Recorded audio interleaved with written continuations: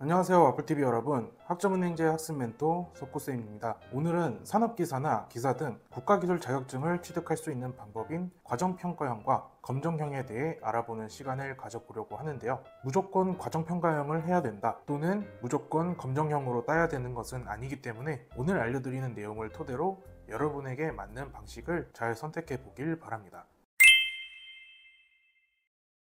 국가기술 자격증을 취득하는 방법 중에서 검정형은 말 그대로 시험을 보고 합격을 하게 되면 받을 수 있는 것으로 필기부터 실기까지 통과를 해야 됩니다. 기능사 등급의 경우에는 별도의 응시 자격에 제한이 없지만 산업기사, 기사 등급은 각각 응시 자격을 갖추고 있어야 시험을 볼 수 있습니다. 산업기사는 전문대 이상 관련 학과를 졸업 및 졸업 예정 또는 인정되는 분야에서 2년 이상의 실무 경력을 보유하고 있으면 응시를 할 수 있습니다. 만약 학점은행제를 이용하게 된다면 고졸 기준 41학점을 모으는 것으로 동일하게 응시를 할 수 있죠. 기사 응시 자격은 4년제 대학교를 관련 학과로 졸업 및 졸업 예정 또는 인정되는 분야에서 4년 이상의 경력을 보유하고 있으면 응시를 할 수 있습니다. 물론 학점은행제를 이용하여 고졸 기준 106학점을 이수하게 된다면 동일하게 응시할 수 있는 조건을 충족하여 여러분이 원하는 자격증 시험에 도전을 할 수 있어요.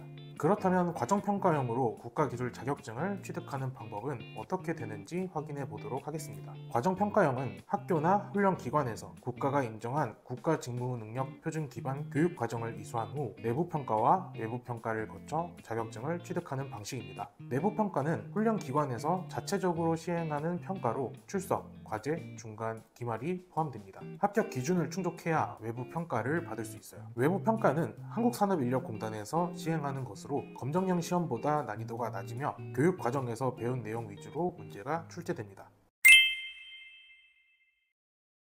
과정평가형 취득 방식은 2015년부터 생긴 방식으로 해당 자격증과 업무와 관련하여 미리 실무 경력을 쌓기 위함으로 신설이 된 것인데요. 한국산업인력공단에서 시행하고 있는 모든 국가기술 자격증을 취득할 수 있는 것은 아닙니다. 2025년 현재 과정평가형으로 취득할 수 있는 종목은 총 201개로 지정되어 있고 내년 2026년에는 7개가 추가되어 총 208개가 될 예정입니다. 대표적으로 전기, 산업안전, 건설안전, 용접, 자동차 정비, 정보처리 등이 과정평가형으로 진행을 하여 취득할 수 있습니다. 과정평가형을 실시하고 있는 훈련기관은 폴리텍 대학을 포함하여 각종 직업훈련기관, 사설학원에서 실시를 하고 있는데 정확한 위치와 이름을 확인하고 싶은 분은 큐넷에서 확인할 수 있으니 참고하면 좋을 것 같아요.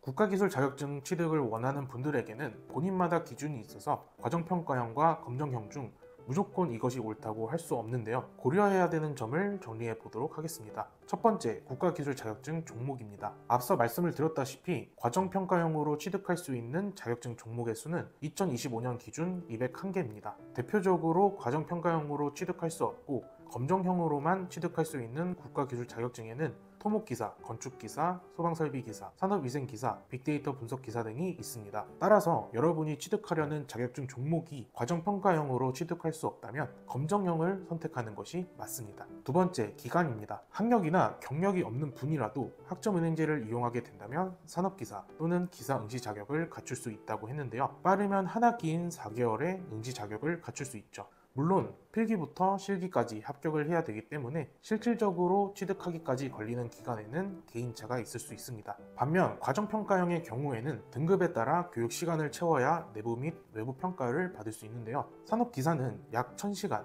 기사는 약 1400시간이 필요하며 평일 주간반은 하루에 6시간에서 8시간, 주 5일을 진행을 하며 야간 주말반은 직장인을 대상으로 운영을 하고 있습니다. 결과적으로 취득하기까지 대략 1년의 과정이 필요한 거죠. 마지막, 비용입니다. 과정평가형의 경우에는 교육기관에 등록을 하여 훈련을 받아야 되기 때문에 교육비가 발생을 합니다. 물론 국비 지원을 받아 비용을 줄일 수 있다고 하지만 부담이 되는 부분도 있죠. 검정형의 경우에는 학점은행제를 이용하여 응시 자격을 갖춰야 된다면 교육비가 발생을 하지만 실질적으로 응시 자격을 갖추고 있는 분은 자격증 시험 응시료만 발생을 합니다. 물론 시험 공부를 위해 독학을 하는 것이 아니라 학원이나 인강으로 공부를 한다면 비용이 발생을 하는 거긴 하지만 과정평가형을 진행하는 과정에 비해서는 저렴하다고 할 수 있죠.